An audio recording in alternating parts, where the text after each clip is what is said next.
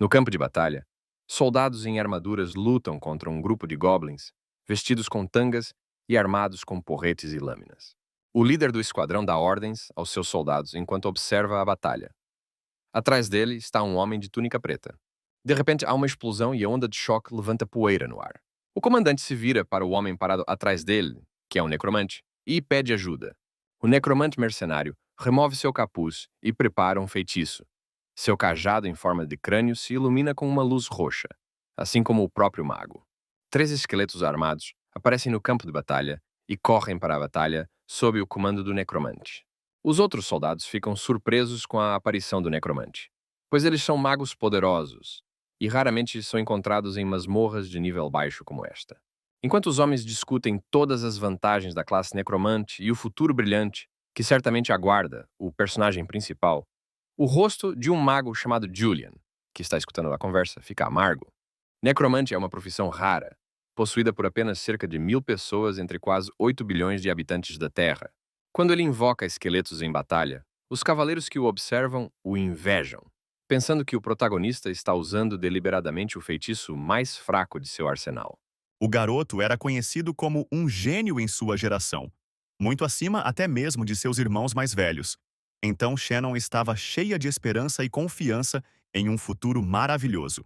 Cerca de 10 anos atrás, os habitantes da Terra começaram a receber habilidades únicas ao atingir a idade adulta. As habilidades que as pessoas adquiriam variavam muito, desde ferraria e costura até cura e espionagem. Como esses talentos eram distribuídos aleatoriamente, nem todos gostavam deles. Porém, graças a isso, a humanidade conseguiu superar a invasão de monstros. Os esqueletos acabaram com todos os goblins. Os soldados que venceram a batalha graças a eles estão jubilosos. O personagem principal não tem tempo para comemorações, já que ele só pode invocar esqueletos de Hanki. Ele tem que trabalhar duro nas masmorras a vida toda. Após terminar o trabalho na masmorra e entregar um relatório, Julian, já no escritório, se despede do chefe. Caminhando pela cidade à noite, o jovem lamentou que teria sido melhor se tivesse recebido uma habilidade mais medíocre do que destruir esperanças que ninguém havia depositado nele. Até o salário deixa muito a desejar. Apenas 40.000 wons por masmorra, menos do que pagariam por um emprego de meio período. Apesar disso, o personagem principal não trocaria seu trabalho por nenhum outro. De repente, em uma grande tela ao ar livre, Julian vê uma reportagem sobre um jogador que se tornou um Ranger em apenas 3 anos de jogo. Um resultado incrivelmente rápido. Os apresentadores da transmissão atribuem esse sucesso impressionante ao fato de o jogador ser um necromante de classe. Pegando o livro e abrindo-o, o rapaz viu que estava escrito à mão, com uma caligrafia um tanto desajeitada. Julian pensa com inveja e irritação que está destinado a passar a vida inteira invocando nada além de esqueletos e trabalhando em masmorras de baixo nível, enquanto outros necromantes podem se tornar patrulheiros. Entretanto, o personagem principal não desiste e vai para o campo de treinamento. O jovem saca seu cajado e invoca esqueletos. O livro escorregou de suas palmas para o chão e as páginas começaram a virar sozinhas. O segundo efeito permite que você nomeie cada um dos esqueletos.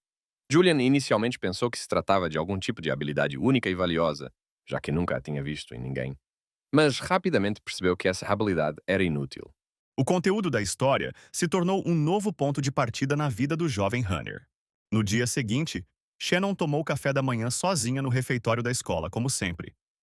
Naquele momento, uma voz masculina o chamou. O segundo Kostian tem uma lança longa, e o terceiro Kostian com um arco e flechas. Enquanto os esqueletos atingem os alvos, o protagonista se joga no chão, observando-os com tristeza. Embora os esqueletos inicialmente tenham mostrado resultados promissores, se antes eles não conseguiam enfrentar um Goblin, agora não é problema para eles derrotar vários de uma vez. Mas neste ponto eles atingiram o limite de suas capacidades. Suspirando, o protagonista conclui que uma pessoa sem um sonho é ainda mais lamentável do que uma pessoa que não consegue realizar seu sonho. De repente, um orc enorme e agressivo, com um machado em punho, surge de trás dos arbustos atrás do jovem. Quando os esqueletos veem uma criatura forte, eles imediatamente recebem um efeito que reduz suas estatísticas em 20%. Ao ver os esqueletos desmoralizados, o necromante só pode repreendê-los por sua inutilidade, enquanto o orc continua a se aproximar dele ameaçadoramente. O aparecimento de um inimigo tão perigoso em um local relativamente seguro é provavelmente causado por uma descoberta de masmorra, quando, ao ser descoberta, ela se quebra e libera monstros além de seus limites. Enquanto isso, o orc brande sua arma. Tal encontro pode resultar na morte do personagem principal. Julian grita ordens para os esqueletos atacarem o inimigo. Entretanto, esqueletos fracos de baixo nível não são páreo para o orc, que derrota dois deles com um único movimento. Sem proteção, o necromante tenta fugir o mais rápido que pode, mas o orc imediatamente o persegue. De repente, uma flecha literalmente atinge a cabeça do orc e ele para. De fora, essas exigências pareciam claramente um chamado ao suicídio.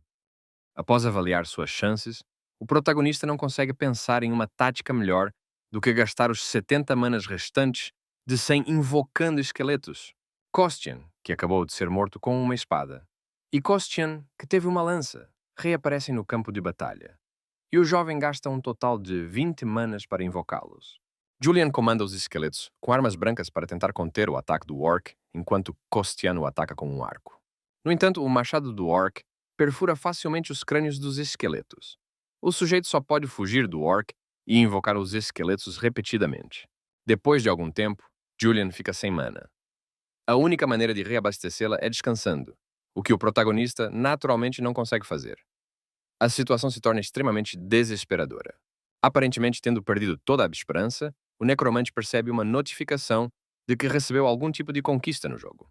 Tendo invocado esqueletos 10.000 vezes ao longo do tempo, o jovem desvendou a conquista oculta do necromante amaldiçoado. O medo e a relutância em desistir da magia consumiam todos os seus pensamentos, e suas mãos tremiam. Kostian agora era capaz de bloquear o ataque do orc, sua força havia claramente aumentado. Sem perder um segundo, Julian aproveita a situação e invoca mais esqueletos. Dois novos esqueletos aparecem no campo de batalha pelo mesmo custo de 10 mana cada. O necromante fica feliz ao notar que os novos esqueletos têm novas armas. Kostian aparece com um grande escudo e Kostian com um cajado mágico. Agora, a batalha está mais animada. O esqueleto com escudo bloqueia facilmente os ataques do oponente e até arranca a arma das mãos do orc. Neste momento, o esqueleto com o cajado lança um feitiço de bola de fogo. Os esqueletos atacam em uníssono, com uma bola de fogo atingindo o orc no topo da cabeça, enquanto um esqueleto com uma lança perfura sua cabeça por baixo. O corpo do oponente derrotado cai sem vida no chão. A batalha termina.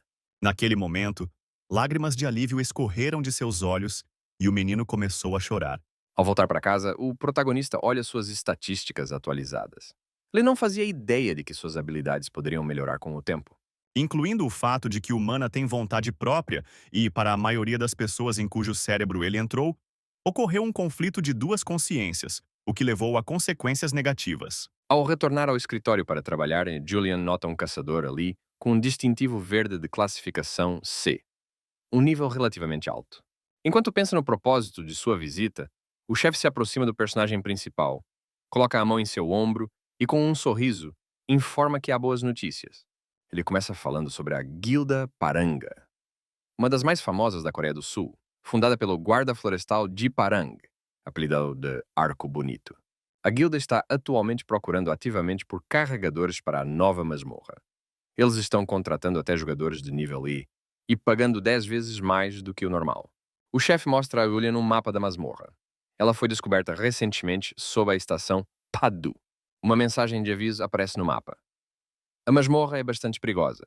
Seu nível ainda não foi determinado e 5 equipes já não conseguiram passar por ela. No entanto, o chefe tenta convencer o jovem de que trabalhar para Parang será moleza. Como porteiro, ele nem precisará lutar. Embora mentalmente exausto, Julian se interessa pelo trabalho e assina o contrato. Ele se lembra das palavras do patrulheiro necromante de que a maneira mais segura de subir de nível é passar por masmorras difíceis, pois quanto maior o risco, maior a recompensa. Julian é informado de que a partida ocorrerá em uma semana e que ele será esperado perto da estação de Paju. O chefe concede ao jovem uma semana de licença e até concorda em tratá-lo às suas próprias custas. Tal poder parecia incrível e incompreensível. Mas o mais impressionante era perceber que aquele era apenas o primeiro círculo da magia de Weitner. O necromante ordena que os esqueletos comecem o treinamento. No entanto, ele subestimou a força deles.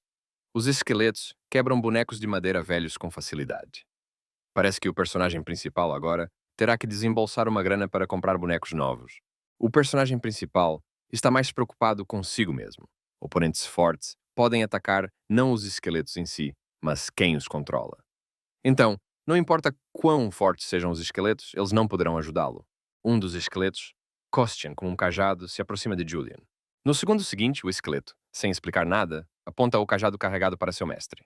O protagonista, que já havia conseguido se assustar, sente que em vez do ataque esperado, o esqueleto lançou um feitiço de escudo de ar sobre ele. Acontece que os esqueletos agora conseguem entender seus pensamentos e responder a eles, embora antes só pudessem cumprir ordens. O protagonista se pergunta quais outros feitiços seus esqueletos conhecem.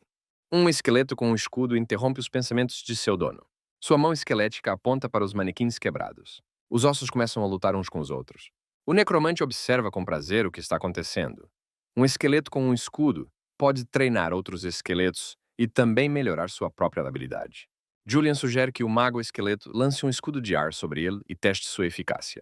O jovem resiste calmamente a um golpe direto de uma lança. O necromante bate palmas e ordena que os esqueletos continuem lutando. Observando o quão proveitoso o treinamento está sendo, o personagem principal se alegra e abre um sorriso em seu rosto. De repente, uma janela aparece na frente de Julian, notificando-o de que seus esqueletos subiram de nível. Embora o método ensinado a Shannon fosse selvagem e amplo, como o próprio pensamento, permitindo que a magia mudasse de forma. O personagem principal está radiante de felicidade, porque depois de todos esses anos, todo o seu treinamento não foi em vão e deu resultados. Afinal, se ele tivesse conseguido superar esse mesmo muro, ele poderia ter alcançado as maiores alturas. Enquanto Xion estava sentado em uma das salas de aula livres durante o recreio, um professor o encontrou e disse que tinha uma visita. Julian tem um saco de dormir e tinha um pouco de comida com ele, caso algo dê errado. Perto da estação, ele percebe um grupo de mercenários que irão para a masmorra com ele. Um membro da Guilda Parang na plataforma ordena que os membros da expedição se reúnam para uma reunião antes da partida. Há um buraco enorme ao lado da estação, a entrada para uma masmorra que parece ter se formado naturalmente. Uma luz roxa intensa emanando da masmorra sinaliza dificuldade aumentada. Alguns mercenários estão apreensivos. O pai não gostava do que considerava ilusões do filho e do fato de ele continuar desperdiçando seu tempo com coisas vazias, embora já pudesse ter conquistado algo grandioso em outro campo. O personagem principal não compartilha uma atitude tão confiante em relação à guilda. Afinal, muitos caçadores desaparecem, tornando-se vítimas das masmorras. E por trás de cada ranger bem-sucedido, há uma série de mortes de aventureiros menos afortunados. Entretanto, Julian está determinado. Uma figura alta e feminina aparece atrás do necromante. Ela chama o necromante, mas quando ele se vira, ela parece se dissolver no ar. Poucos dias depois, o formato final do exame foi anunciado. A narradora observa com interesse que, apesar da energia de um nível D, o porteiro ostenta um emblema de nível E. Ela quer saber a identidade do jovem. Julian, assustado, pergunta no vazio com quem ele está falando. Quando o homem perguntou que tipo de relíquia ele queria, ele respondeu sem hesitar que precisava da antiga relíquia mantida sob o tesouro de sua família. Em sua mente, o necromante tenta justificar o mal-entendido que surgiu, mas seu comportamento nervoso só reforça as suspeitas da voz invisível de que Julian foi enviado como espião. De repente, a garota que estava atrás do personagem principal se materializa do nada. Em seu cinto, há um emblema dourado, simbolizando seu pertencimento ao nível S, o mais alto de todos. Desde o primeiro encontro, eles não conseguiram se dar bem. E quando se soube que Shannon não era capaz de usar magia interativa, Benjamin tentou humilhá-la em qualquer oportunidade. O jovem, tremendo de medo, reconhece na garota a ranker mais prestigiosa e mortal da Coreia do Sul, Lisa, apelidada de Imperatriz das Trevas, a chefe da guilda e irmã mais nova de Jiparang. Julian, embora sinceramente feliz por ter tido a oportunidade de conhecer seu ídolo, o medo reina em sua alma. Lisa é uma daquelas que é melhor não irritar. O personagem principal fica assustado e tenta provar que ele é realmente um porteiro comum. E por que o inimigo contrataria um espião de baixo nível quando se trata de Parang, uma das guildas mais fortes e maiores? Ao ver o necromante preocupado, a expressão de Lisa muda de repente e ela ri com um grande sorriso no rosto. A garota, para grande surpresa do herói, admite que estava apenas brincando com o infeliz porteiro. Contudo, Benjamin nunca recebeu a reação desejada. Pelo contrário, o sujeito perguntou sarcasticamente por que ele deveria ter medo de. Essa declaração deixou Benjamin muito irritado, pois ele estava acostumado ao fato de não poder refutar suas palavras, e tentou colocá-lo em seu lugar. Ainda sorrindo, a garota pergunta o que deixou Julian tão chateado. A guarda florestal se curva em pedido de desculpas pela decisão dela de demonstrar curiosidade excessiva sobre a pessoa do jovem. Liz admite que ficou realmente intrigada sobre o motivo pelo qual um porteiro com habilidades de nível D tinha um emblema de nível E. O protagonista não tem nada a dizer em resposta. Ele entende que Lisa estava lendo seus poderes usando a habilidade de detecção de energia. Mudando de assunto, a irmã de Diparan confessa que seu irmão mais velho a convidou para participar de uma expedição à masmorra. E enquanto procurava um carregador, ela acidentalmente encontrou Julian. Lisa diz que precisa de um carregador capaz como ele, porque a masmorra pode ser perigosa. E, além disso, o jovem não dá a impressão de ser uma pessoa que pode se assustar e fugir. Como recompensa, o guarda florestal oferece o dobro do pagamento pelo trabalho. Julian concorda sem sombra de dúvida. Não é todo dia que você tem a oportunidade de acompanhar um jogador de tão alto nível e ainda ser pago por isso. A humanidade teve que avaliar e determinar subjetivamente a dificuldade das masmorras. De acordo com o sistema geralmente aceito, as masmorras são marcadas do nível E ao S. Em resposta, o sujeito afirmou com segurança que as pessoas que já o consideravam incapaz de fazer magia estavam erradas, e ele provaria o contrário. Se 5 caçadores do mesmo nível não conseguirem completar uma masmorra, ela recebe um nível de dificuldade. Assim, uma masmorra recebe um nível de dificuldade E, se 5 caçadores de nível A não conseguirem completá-la. Este método inevitavelmente requer sacrifícios. Para evitar isso, percebendo a dificuldade da masmorra, a guilda decidiu enviar uma equipe de reconhecimento à frente. Cheio de determinação, Julian passa pelo portão para a masmorra. É uma caverna iluminada por pérolas luminescentes nas paredes. Os mercenários parecem relaxar na presença de Lisa, e eles também têm emblemas de nível A. Eles estão muito confiantes em suas habilidades. A garota, no entanto, ordena que os membros da equipe não relaxem e permaneçam vigilantes. Levando consigo 2 caçadores, Swift Blade e Little Fire, ela ordenou que seu guia Wilbur começasse a trabalhar para encontrar uma maneira de sair da masmorra e colocasse seu carregador sob proteção. Nem todos podem obter o status de guia. O sistema o concede apenas àqueles que são bons em se orientar em masmorras. Sozinho, Wilbur pergunta ao protagonista se ele está nervoso. Ao ouvir uma resposta afirmativa, o guia responde com um sorriso que o jovem está fazendo a coisa certa. Afinal, apesar de Lisa ter dito aos membros da expedição para não se preocuparem, esta masmorra parece estranha para ele. Mas quando a fumaça se dissipou, Shannon permaneceu na arena, ileso, com um sorriso calmo no rosto. As habilidades do homem impressionam Julian, mas ele simplesmente as ignora, pois ele faz isso há muitos anos. Depois de algum tempo caminhando na direção oposta do grupo principal em busca de uma saída, o guia admite que está com medo. Não há armadilhas ou enigmas no caminho. O homem conta ao jovem que sente um peso desagradável no corpo. O necromante também duvida se devem continuar a jornada, pois também sente arrepios por todo o corpo. 2 pessoas assistiram à luta das janelas da sala VIP. O homem ficou muito intrigado com a capacidade de Shannon de invocar água em tão pouco tempo, praticamente instantaneamente. Todos os 5 esqueletos de Julian aparecem na passagem da caverna, e o jovem gasta metade de seu mana. As criaturas invocadas não impressionam o guia, mas o jovem responde que não pode invocar ninguém além delas. De repente, a pressão do ar na caverna muda, e tanto os homens quanto os esqueletos tentam se agrupar. Wilbur ordena que sigam em frente, já que ele sente a presença de criaturas naquela direção. Então há um lugar adequado para a vida ali. Julian nem consegue abrir os olhos por causa do peso que sente no corpo. Suas pernas tremem e cada passo é difícil. Kostian, com um cajado, lendo os pensamentos de seu mestre, lança um escudo de ar sobre ele, tentando aliviar seu sofrimento. Entretanto, devido à pressão incrível, o feitiço é imediatamente destruído com tanta força que o esqueleto é arremessado para trás. O personagem principal solta um grito de dor, e sangue começa a escorrer de sua boca em jatos.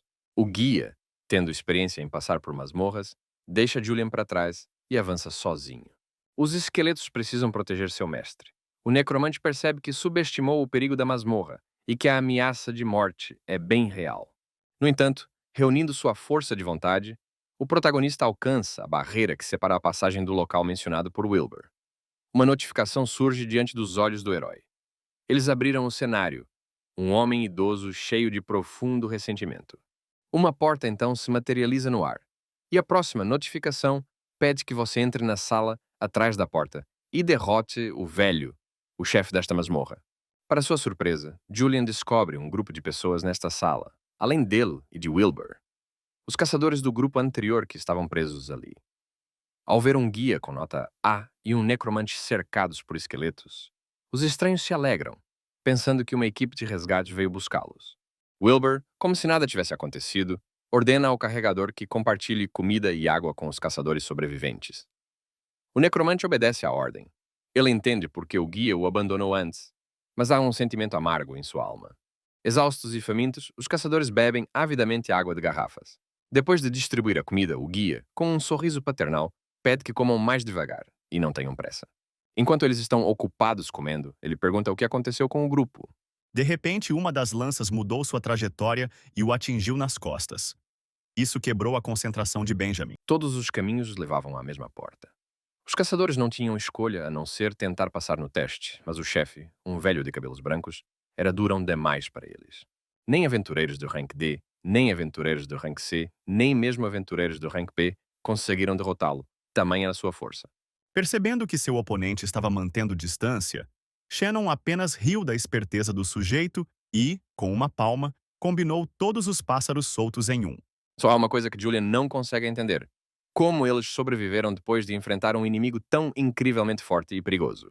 Mas acontece que o chefe atrás da porta não mata os viajantes, mas apenas bate naqueles que entram, testando sua força. De acordo com as lembranças de um dos sobreviventes, o velho apenas estala a língua a cada vez e, antes de jogar o oponente de volta na masmorra, diz a si mesmo que o desafiante não é adequado para ele. Um dos caras sugere que, pela primeira vez na história do mundo moderno, uma pessoa comum se tornou chefe de uma masmorra. No entanto, só há uma saída da masmorra, através da luta contra o chefe. Julian duvida que Wilbur consiga passar no teste, já que ele é guia por especialidade.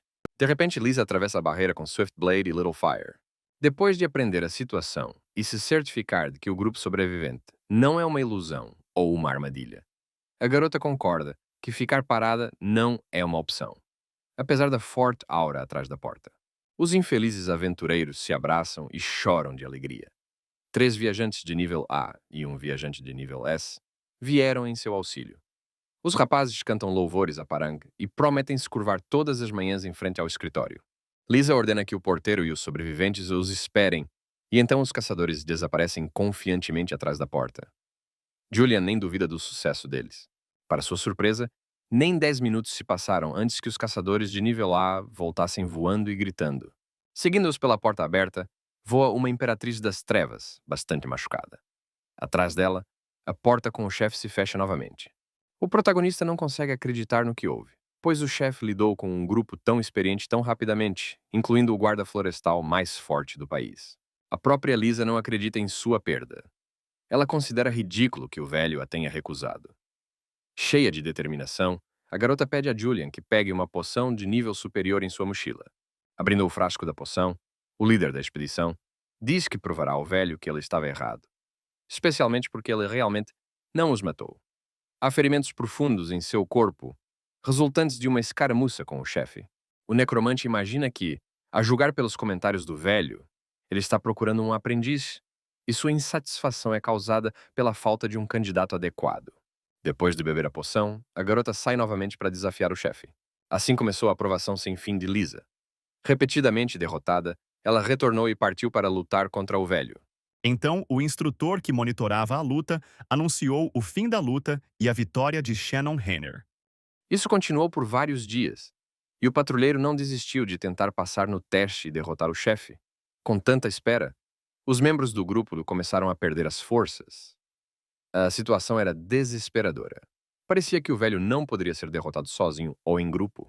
Sua vitória e sua magia também interessaram profundamente ao chefe da Torre Azul dos... O protagonista decide desafiar o velho também, pois, de todos os presentes, ele é o único que ainda não tentou passar por aquela porta.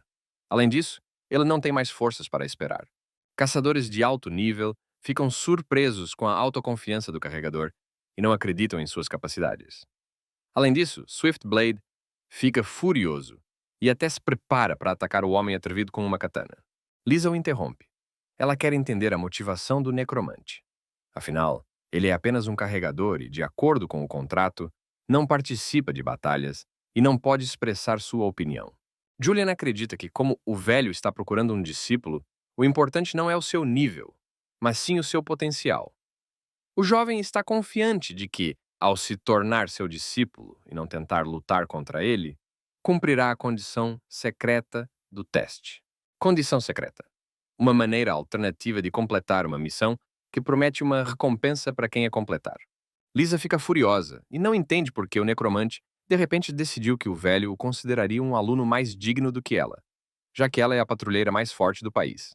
Em resposta à repreensão do líder, Julian admite que não gosta de ficar de fora, sem participar, e de ser o único que não foi fisicamente ferido no encontro com o chefe. Além disso, a Imperatriz Sombria está de folga.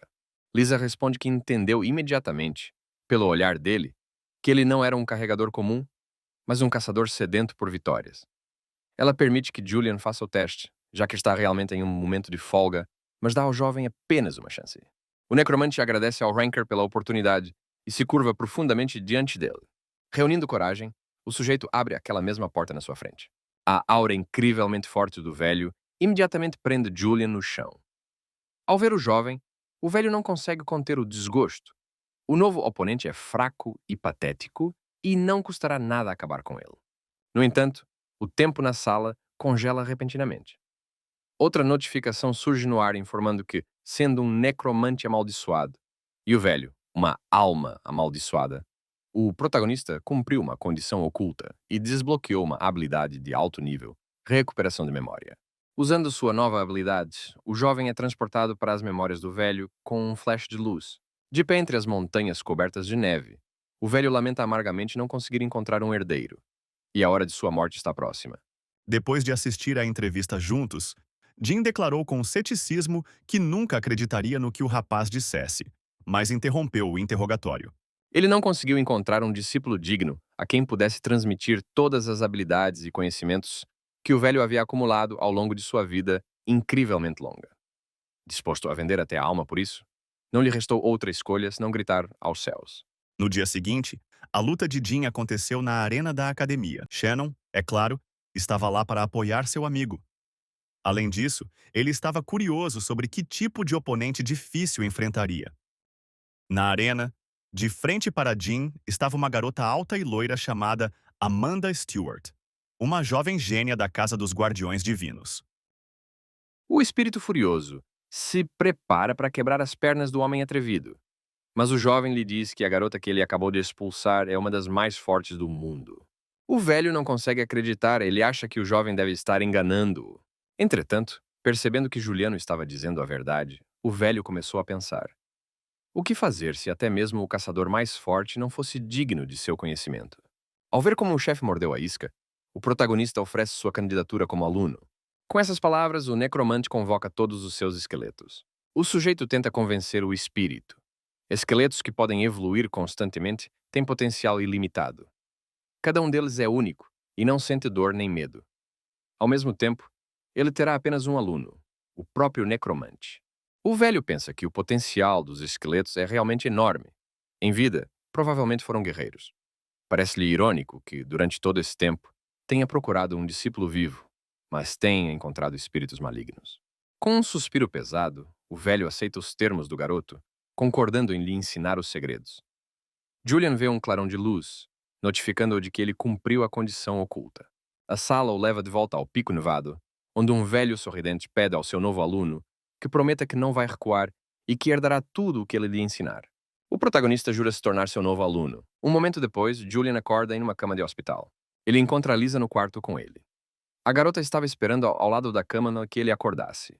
Desta vez, ela está vestida com um terninho formal. Vendo que o jovem havia acordado, ela se apresenta novamente, mas desta vez como vice-diretora da Guilda Parang. Suas famílias são intimamente ligadas, e os caminhos dos filhos frequentemente se cruzam em vários eventos. A menina senta-se numa cadeira ao lado da cama e admite que não imaginava que o porteiro seria o único a limpar a masmorra.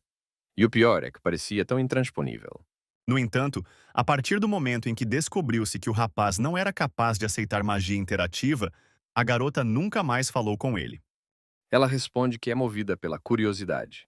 Como ele conseguiu passar pelo calabouço absurdo? Que recompensa recebeu por isso? E se ele realmente se tornou discípulo do velho?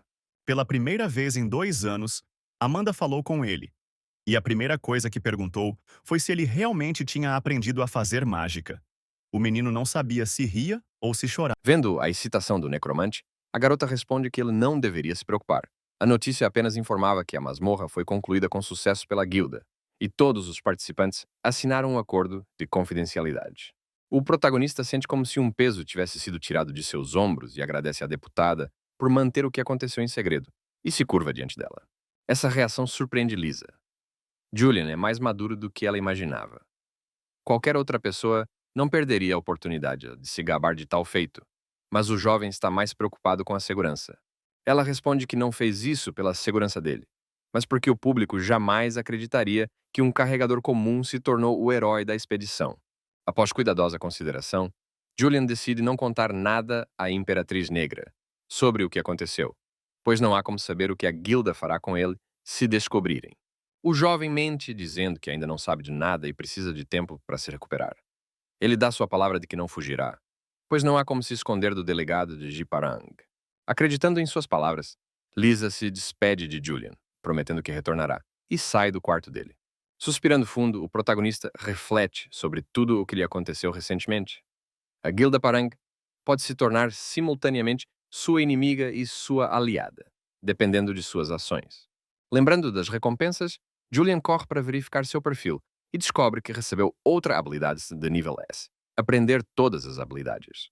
Após ler sua descrição, o menino percebeu que poderia invocar temporariamente o espírito de um velho, que, embora não pudesse participar fisicamente das batalhas, poderia compartilhar seu conhecimento. Se a habilidade de ler as memórias dos mortos lhe parece inútil, então, após ler a descrição do treinamento de todas as técnicas, o protagonista imediatamente pega a mochila que está ao lado da cama. Havia uma sensação de que ninguém conseguiria lidar com eles, mas o cara conseguiu colocar uma barreira. Um portal se abre diante dele, de onde um velho alegre emerge da masmorra. Naquele momento, a garota lançou um feitiço do tipo terra, ativando as agulhas de terra. O chão da arena se abriu e espinhos saltaram bem debaixo dos pés do sujeito. Se o cara for preguiçoso, então, segundo o espírito, ele não conseguirá nada. O cara se justifica ligando para ele o mais rápido possível. Pensando que aquela era uma chance e que o sujeito dificilmente conseguiria desviar no ar, Amanda ativou O professor responde que eles estão mentalmente ligados, então não tem problema em machucá-lo. Sem querer perder mais tempo, ele diz a Julian para se preparar para o treinamento. O jovem saca seu cajado de necromante com a intenção de invocar esqueletos. No entanto, o professor não vê necessidade disso. O problema principal não são eles, mas quem os controla. Afinal, é Julian quem herdará todos os incontáveis talentos de seu professor. Então, antes de tudo, o próprio necromante deve se tornar mais forte. Feliz por poder influenciar fisicamente seu aluno, o velho está prestes a usar uma técnica especial. Uma pessoa pode se fortalecer influenciando pontos específicos do corpo com massagens por 300 dias. A técnica, o velho admite, é dolorosa, mas o personagem principal é uma pessoa persistente e a suportará. O necromante expressa dúvidas sobre se está pronto para tal treinamento, mas o professor rapidamente o cala. Centenas de pessoas, em seu mundo natal, queriam aprender uma técnica tão única quanto a grande técnica do Mestre Celestial.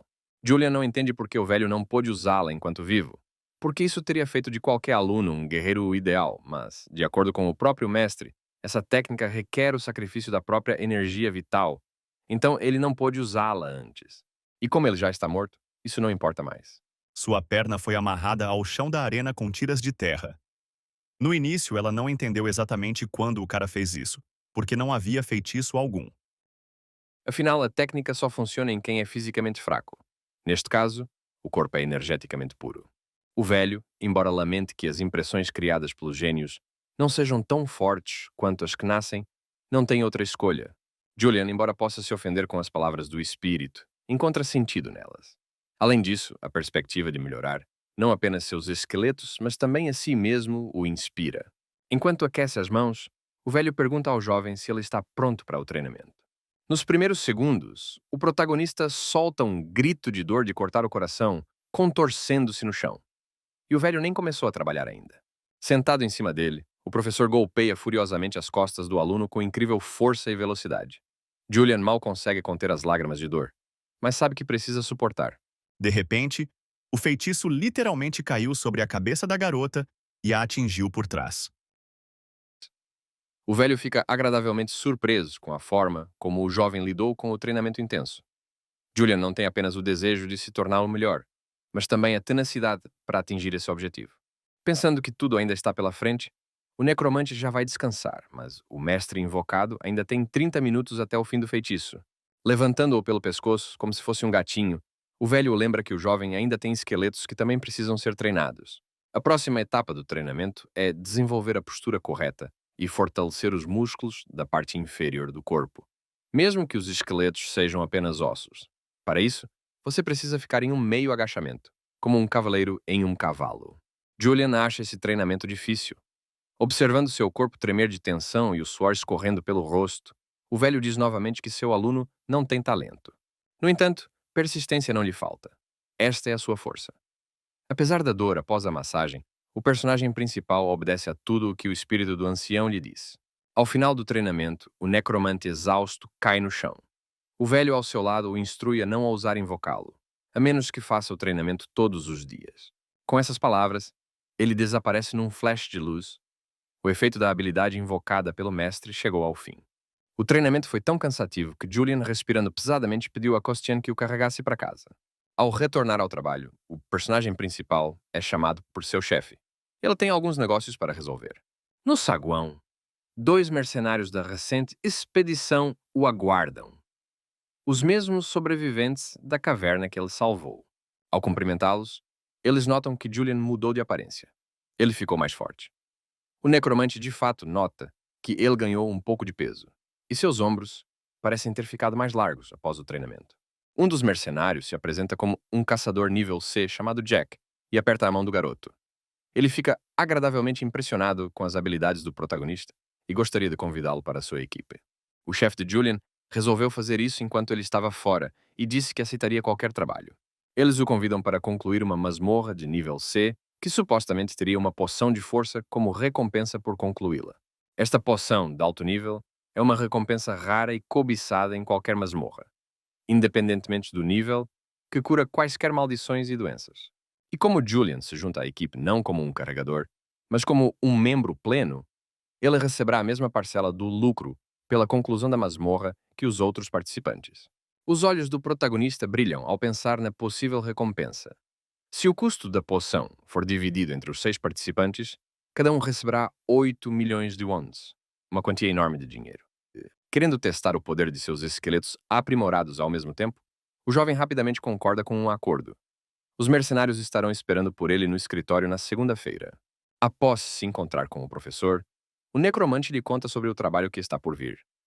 Embora pense que Julian está tentando se impor, ele aprova sua iniciativa, já que a experiência prática também é importante. No entanto, o velho o faz prometer que não faltará ao treino. Ao ver através do aluno, o espírito sabe que ele queria se esquivar e simplesmente chamá-lo para pedir ajuda na masmorra. A luz que emanava literalmente engoliu a existência do sujeito, teletransportando-o para um local desconhecido. Após outra sessão de golpes dolorosos do velho, a habilidade resistência à dor se torna mais eficaz. Para o horror do protagonista, o professor só quer aumentar a intensidade do treinamento, algo que Julian claramente está tendo dificuldades a partir de amanhã. Agora é hora de ensinar cada esqueleto individualmente. Se aponta o dedo para o esqueleto do espadachim. Ele ordena que ele branda a espada. Costian fica confuso, mas o jovem o tranquiliza. O professor certamente o tornará mais forte, mesmo que ele tenha que sofrer.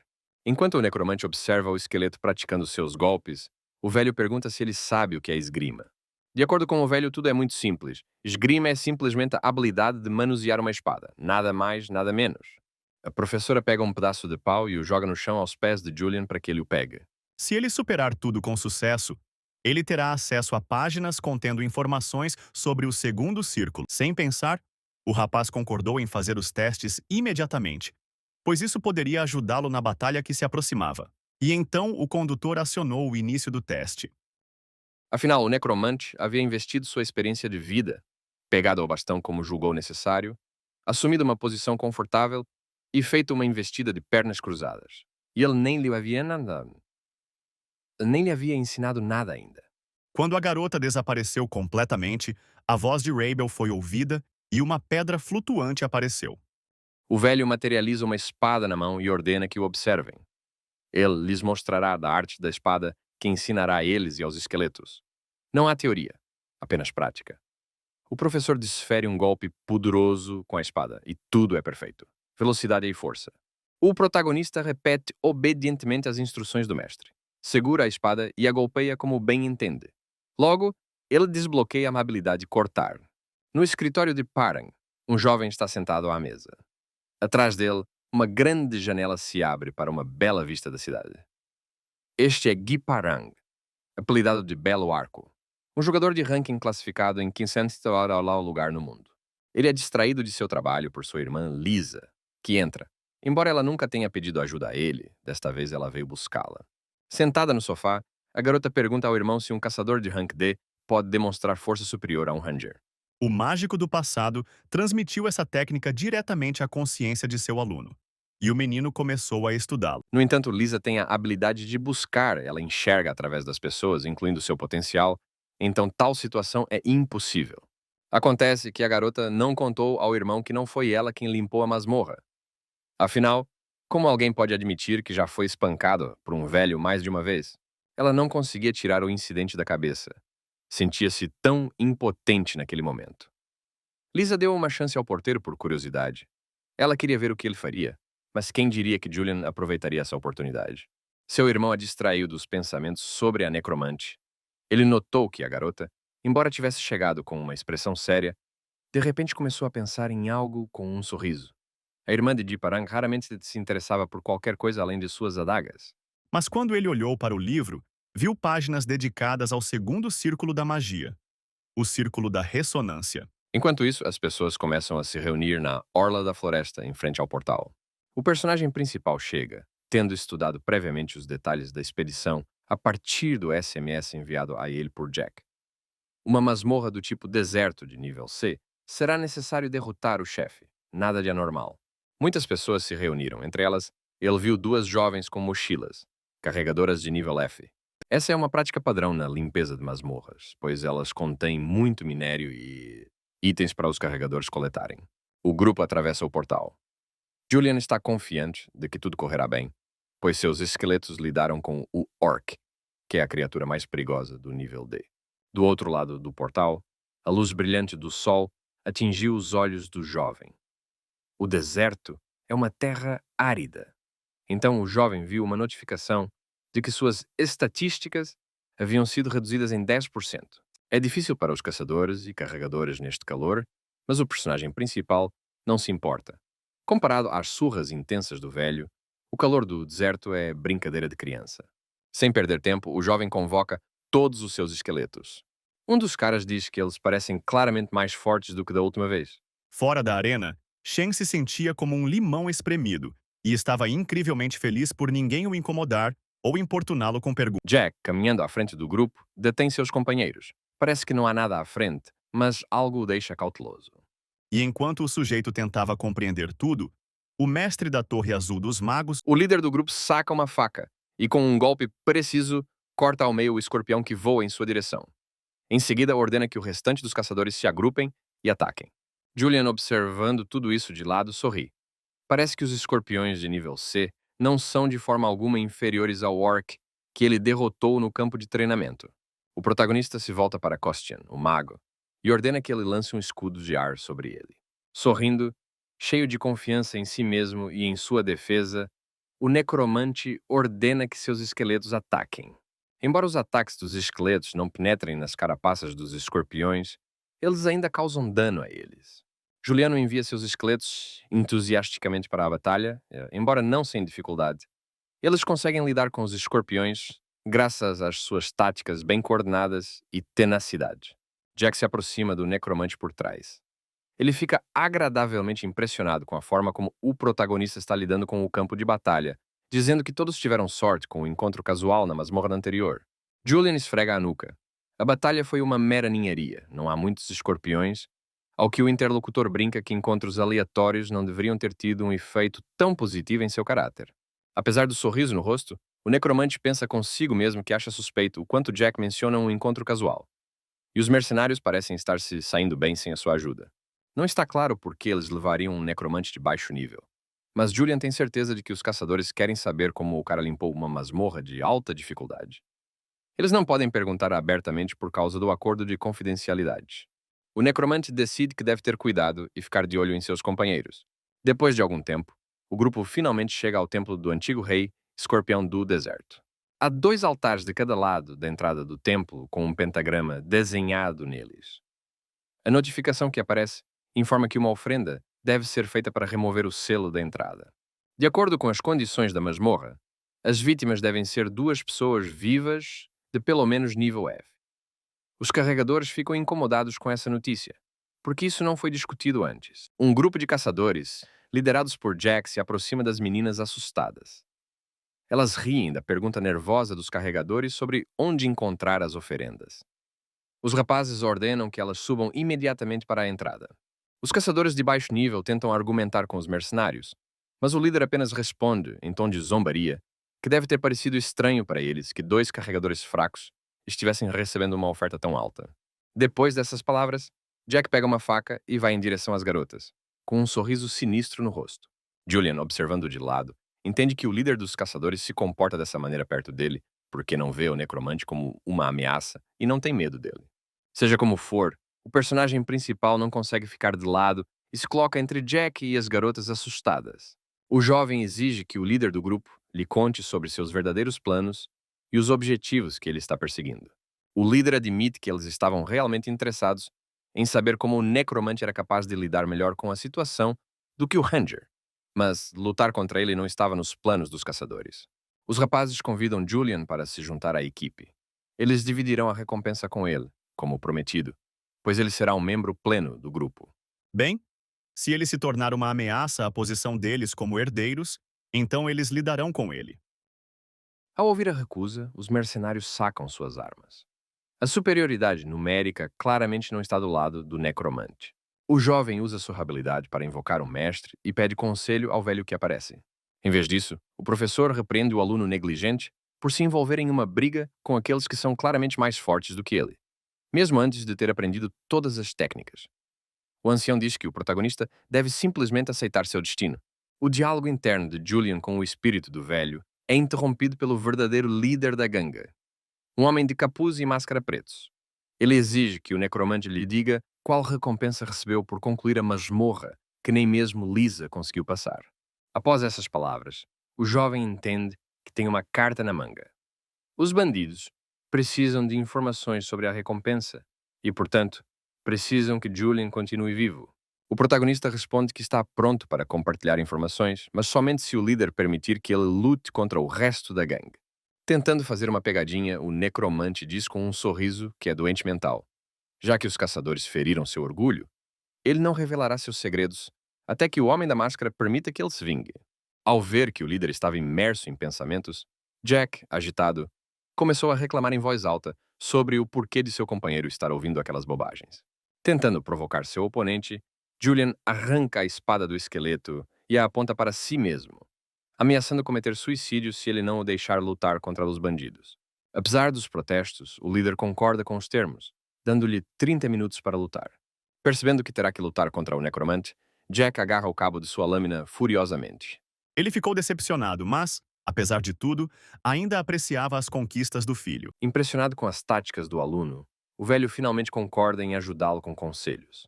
Como Julian está prestes a enfrentar o líder mascarado, ele deve conservar suas forças enquanto luta contra seus asseclas. Mas havia uma condição. Se o menino rolasse novamente ou ficasse preso em um lugar, o próprio Igen destruiria pessoalmente o círculo mágico de seu filho. Os esqueletos lutam contra os bandidos um contra um, repelindo-os com sucesso. Depois de toda a moralização, o chefe perguntou ao filho sobre seus planos e objetivos futuros.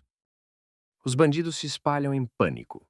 Nenhum deles esperava que um esqueleto comum pudesse lançar feitiços e magia. Enquanto isso, o espadachim Kostian quebra a lâmina da espada de Jack com um golpe de sua arma. Ele chuta o sujeito para trás, derrubando-o na areia. Seus movimentos são rápidos e perfeitos.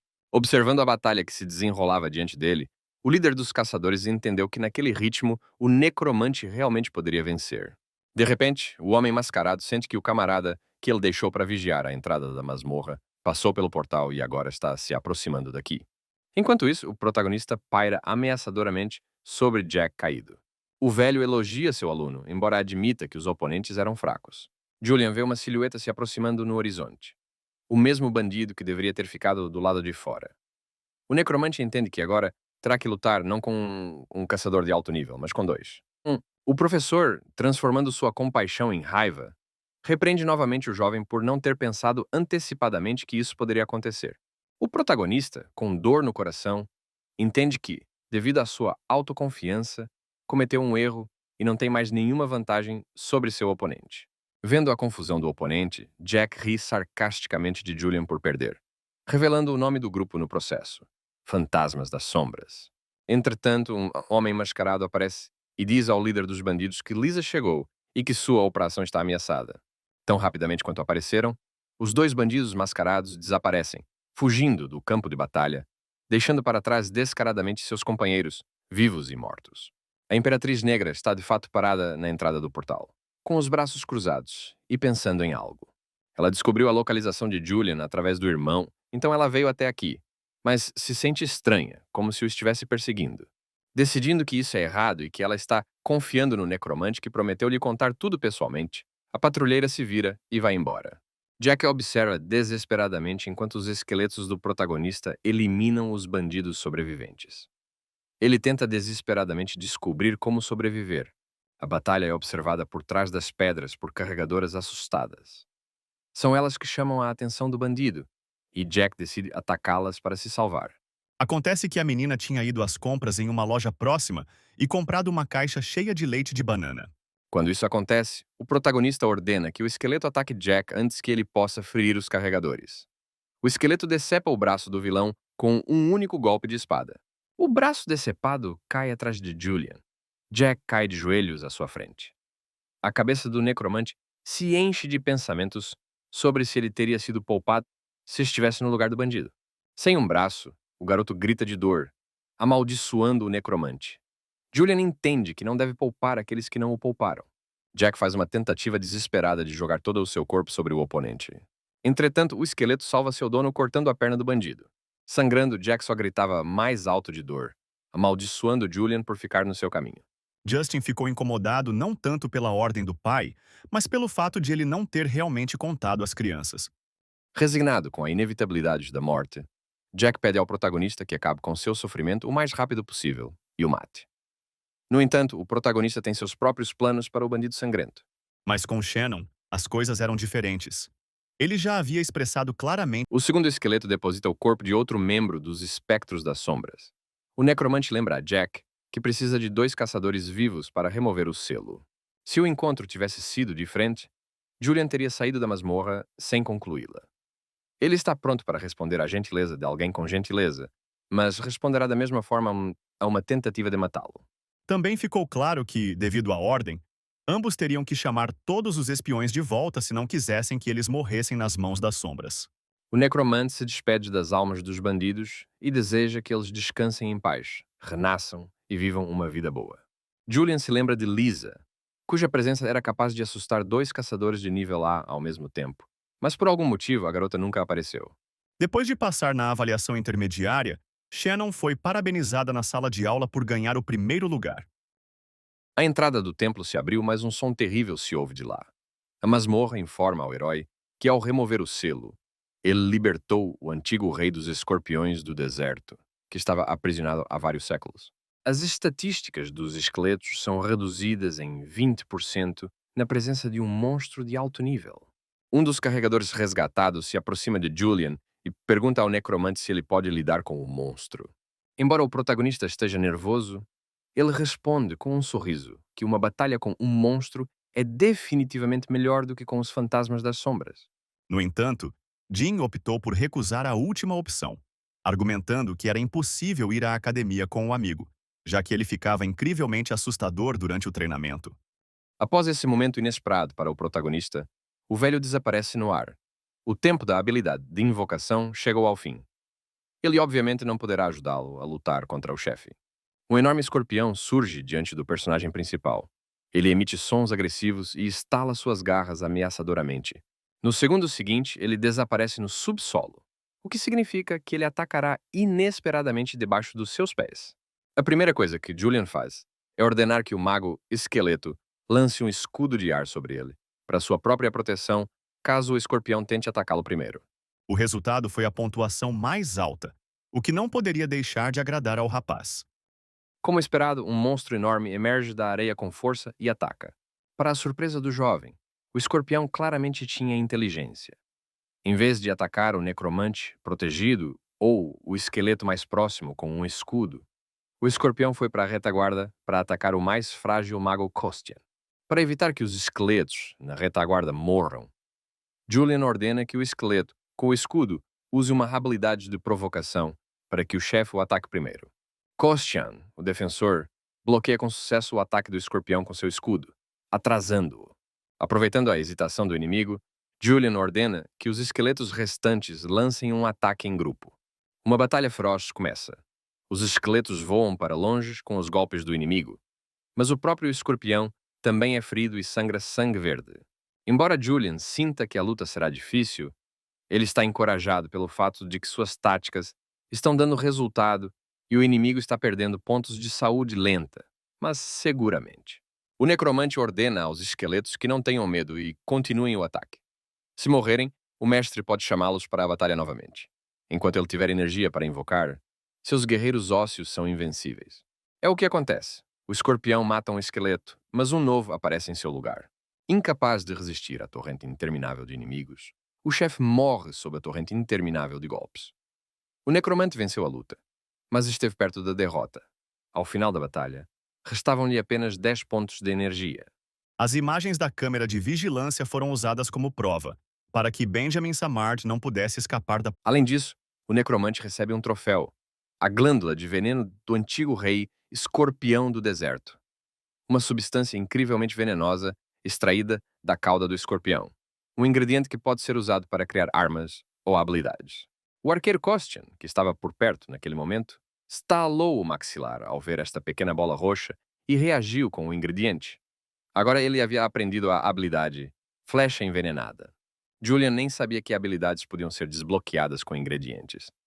Agora Julian entendia por que o patrulheiro necromante da TV falava tanto sobre a importância de completar masmorras.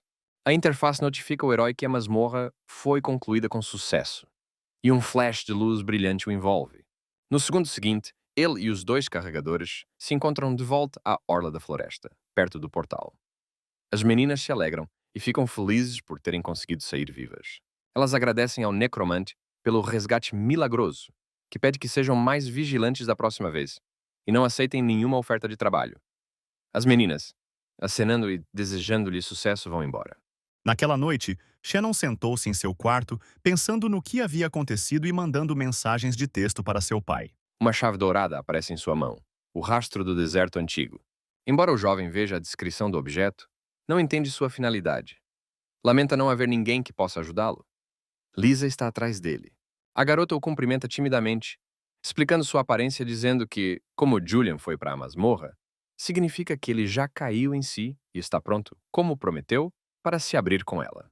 Além disso, ela tem certeza de que o necromante não pretendia conhecê-la primeiro, então ela foi forçada a encontrá-lo sozinha. O protagonista não tem certeza se deve contar toda a verdade à Imperatriz das Trevas, mas conhecendo suas habilidades, ele tem medo de que ela o pegue facilmente em uma mentira. Além disso, ele precisa da ajuda de um caçador experiente, e ter um bom relacionamento com um guarda florestal nunca é demais.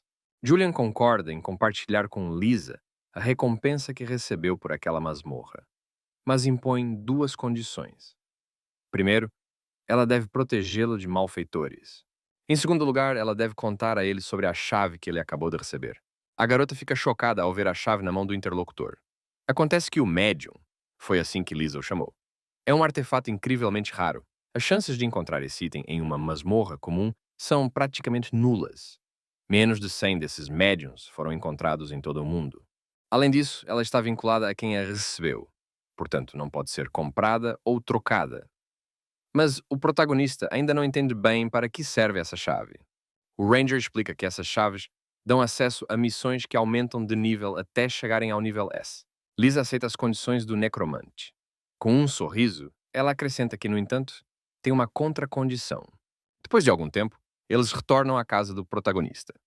A garota fica surpresa ao ver o rapaz morar em um apartamento tão modesto e sem graça. O apartamento está uma bagunça e sujo, coisas e lixo espalhados por toda parte. O necromante, sorrindo, diz que sua casa é miserável e acha que Lisa não deveria tê-lo acompanhado até o apartamento. No entanto, a garota leva a sério o pedido de Julian para ser seu guarda-costas. Com apenas um olhar, ela constata que não há dispositivos de escuta ou caçadores acima do nível D por perto. Depois que a guarda florestal confirmou a localização do necromante, ela o informou que permaneceria de serviço no telhado e que Julian deveria avisá-la quando fosse treinar no dia seguinte.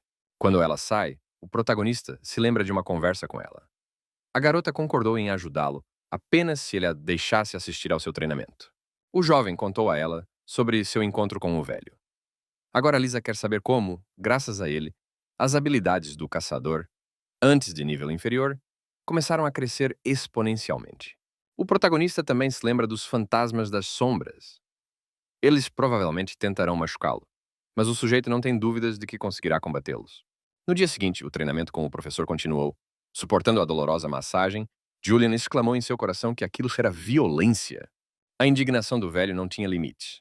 Sua meticulosamente criada grande técnica do mestre celestial tinha acabado de ser descrita como uma palavra tão vulgar, em sua opinião. Magos de alto nível eram capazes até de destruir o cérebro de uma pessoa, e, portanto, tal feitiço era considerado proibido. A menina acha difícil acreditar que o menino esteja passando por isso todos os dias desde que recebeu alta do hospital. Enquanto isso, a habilidade resistência à dor aumentou mais um nível.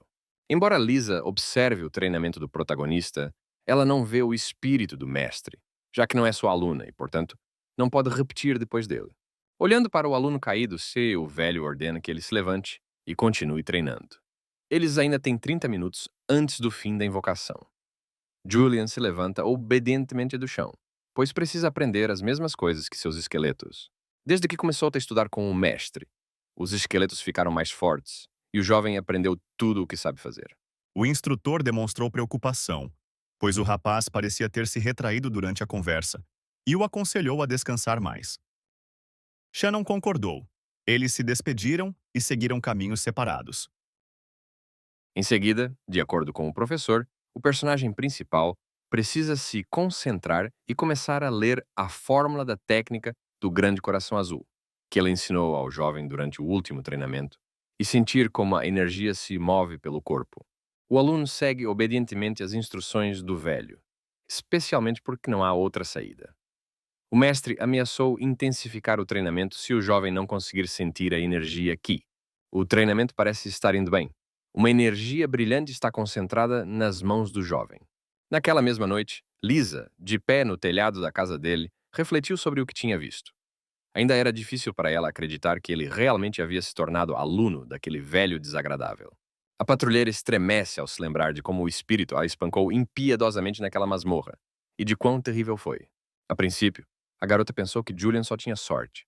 Mas vendo a tenacidade e a determinação com que ele suporta a dor, ela não consegue deixar de admirá-lo. Lisa decide continuar seguindo o necromante, querendo ver o que ele realizará e esperando que o que ela vê a ajude a superar seus próprios limites. Enquanto isso, o bandido mascarado, que escapou da masmorra, vai ao escritório da guilda Shadow Phantoms, onde conhece seu líder, Nick Jacan, um patrulheiro apelidado de Cerberus.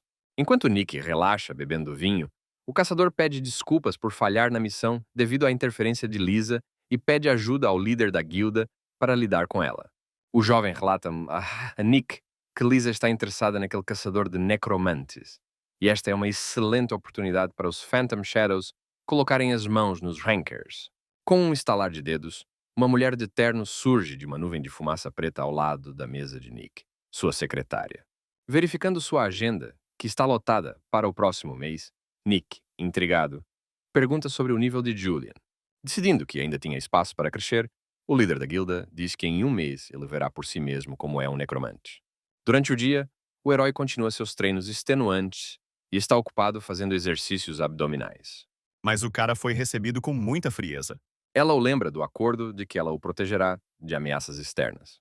O líder estava ocupado estudando a pedra de mana incomum, e nem tudo estava indo bem na pesquisa. Dando uma rápida olhada no objeto de estudo, o sujeito o reconheceu como uma pedra de mana elemental. Portanto, a garota oferece ao personagem principal duas opções sobre como resolver o problema com assuntos que o delegado da guilda não pode negligenciar. Opção 1. Julian seguirá Lisa para todos os lugares pelas próximas 6 horas. É por isso que ele começou a falar sobre a pedra filosofal. Como a chave está vinculada ao seu dono, outros caçadores e rankers não poderão entrar nesta masmorra. Então Julian provavelmente estará ainda mais seguro lá. Acredita, Lisa. O necromante duvida que ele consiga lidar com uma masmorra de alto nível, mas a garota acredita que esta é uma excelente maneira de testar as habilidades do garoto, que provavelmente ficaram mais fortes. Ao perceber que um dos melhores patrulheiros do mundo o está elogiando, Julian cora. Nunca imaginou que um necromante tão louco como ele seria reconhecido. Cheio de determinação após as palavras de Lisa, o protagonista escolhe confiantemente a segunda opção. Após ativar a chave de acordo com as instruções da garota e despejar energia vital nela, ela começa a brilhar. A masmorra solitária é ativada. Era muito difícil acreditar que um estudante comum pudesse lidar com isso. Ao chegar ao deserto antigo, o jovem vê uma pirâmide à sua frente, entre as areias infinitas. Após invocar todos os seus esqueletos, o protagonista entra na pirâmide pelas portas abertas. A masmorra deve estar dentro dela, mas é preciso ter cuidado, pois pode ser de nível alto. No momento em que Julian se surpreendeu com a facilidade com que conseguiram entrar, as portas de pedra atrás do jovem e dos esqueletos se fecharam. O necromante viu um aviso informando que não poderia mais sair da masmorra. Uma forte corrente de ar o derruba das profundezas dos corredores. Tudo ao seu redor mergulha na escuridão. Ao comandar o arqueiro esqueleto para usar a habilidade Visão Segura, Kostian dispara uma flecha que ilumina o caminho deles. Ele ficou fascinado pela maneira como a pedra mantinha todos os 4 elementos em equilíbrio dentro de si. Imagine sua surpresa quando, ao chegar à sala, encontrou um exército inteiro de esqueletos armados com lanças. A interface o informou que ele havia entrado no nível Rancor de Lança Solar. Nas profundezas da masmorra, esconde-se um guerreiro e governante absoluto do deserto, apelidado de Lança Solar. O personagem principal deve superar obstáculos e chegar à Lança Solar. É noite e está chovendo sobre uma cidade deserta. O valor não era pequeno, e Ken perguntou como o rapaz queria pagar a conta naquele Um homem com asas, vestido com uma túnica preta, relembra como tentaram cortar suas pernas e braços quando ele nasceu. Ou seja, ele ofereceu um método como pagamento. Naturalmente, o mestre Nesse momento, um dos homens com uma adaga avança em direção ao jovem alado. Entretanto, o mestiço, armado com uma lança, mata facilmente todos os mal-intencionados, apesar da falta de olhos. ele disse que havia mágicos da Torre Negra na academia e pediu ajuda para se livrar deles. Enquanto isso, o exército de esqueletos ataca Julian e Kostian. Kostian, com um escudo, tenta proteger seu mestre. O necromante decide que os inimigos devem ser atraídos para um espaço apertado, onde ele pode lidar com eles um por um. Os esqueletos do protagonista estão resistindo bem por enquanto e lutando contra os agressores. No entanto, mais cedo ou mais tarde, as forças de Kostian se esgotaram. Julian ordena que seus lacaios recuem lentamente, mantendo a linha. Não importa quão crítica a situação pareça, o protagonista está confiante em suas habilidades e que será capaz de derrotá-la com a estratégia certa. Um dos lanceiros tenta atacar o necromante. Tom consegue interceptar a lança, tomando-a para si. Kostian, com uma espada, finaliza o esqueleto que tentou atacar seu dono. O mago Kostian invoca uma bola de fogo de nível 8 que aparentemente destrói quase todos os esqueletos de uma só vez. Após esclarecer alguns pontos, o jovem desligou e saiu do elevador. Ao entrar na sala privada, Shannon cumprimentou aqueles que já haviam chegado. Entretanto, agora, graças ao treinamento do mestre, o personagem principal pode lutar sozinho. O necromante empunha habilmente a lança roubada, atingindo o inimigo. Tendo aparentemente derrotado o último esqueleto, o jovem luta para recuperar o fôlego. Lança Solar despertou, de acordo com uma nova notificação. Assistindo à batalha, o chefe desconhecido apenas ri dele. dizendo que o caçador não vencerá com habilidades tão patéticas. No entanto, Julian está confiante em si mesmo. Ele já lidou com o espírito do velho, que nem mesmo um dos melhores guardas florestais do mundo conseguiu superar. Como sempre, o irmão do meio foi terrivelmente De repente, para seu horror, um novo exército de lanceiros corre em sua direção. Decidindo que a masmorra gerará um número infinito de inimigos até chegar ao chefe, o jovem decide mudar de tática e seguir em frente. Não importa o que aconteça. Ele pede um escudo a Costian, dizendo que agora é sua vez de estar na linha de frente. O necromante ordena que o mago esqueleto lance um escudo de ar sobre ele e os outros para cobri-lo. Segurando o escudo na frente dele, Julian corre para a frente, ignorando os inimigos e esperando chegar à sala do chefe o mais rápido possível. Ele já consegue ver a luz à frente, antecipando que o pesadelo com esqueletos sem fim logo chegará ao fim. Ao chegar à nova sala, Julian não encontra o chefe, mas ouve sua voz. Lança Solar continua a zombar do protagonista e de sua habilidade. Ele chama os humanos de surpreendentemente fracos, embora impressionantes. Irritado com essas palavras, o necromante percebe que os lanceiros estão começando a correr para dentro da sala novamente. Não há fim para eles, nem vantagem. O jovem entende que se continuar a lutar com eles, ele simplesmente morrerá. Então ele deve encontrar rapidamente a lança do sol. Algum tempo depois, ao entrar na sala ao lado, ele vê no meio dela uma montanha de esqueletos, que ele já havia derrotado antes. Claro que seria correto contar tudo à sua família. Mas esse pedido era um teste para ver se o cara participaria da corrida pela supremacia ou não. A força do protagonista está no limite. Depois de tantas lutas, ele tem apenas 20 pontos de energia restantes. No entanto, ele não perde as esperanças. O necromante ordena que seus esqueletos o defendam até o fim. Enquanto isso, escapando dos inimigos, o jovem decide subir em uma pilha de ossos, onde não será afetado pelos ataques de lança. Respirando pesadamente por causa da subida, Julian ainda não conseguia descobrir onde estava a lança do sol que ele precisava encontrar, até que notou um funil escuro e grosso sob o teto. Sem outras opções, o protagonista ordena que Costian, com um escudo, se levante e o ajude a se levantar. A voz do chefe provoca o caçador novamente. Ele finalmente o notou. Se o homem o desafiar, ele o transformará em cinzas. Ameaça lança solar. No entanto, o jovem não se importa com ameaças vazias. Empurrando o escudo com os pés, o necromante voa direto para o funil. Julian estende a mão e agarra algo dentro do vórtice. Uma notificação aparece informando que ele alcançou lança solar com sucesso. Os lanceiros esqueléticos desaparecem. No segundo seguinte, o herói exultante desaparece em um flash de luz. Tendo invocado a lança do sol, a habilidade de ler as memórias dos mortos foi ativada automaticamente.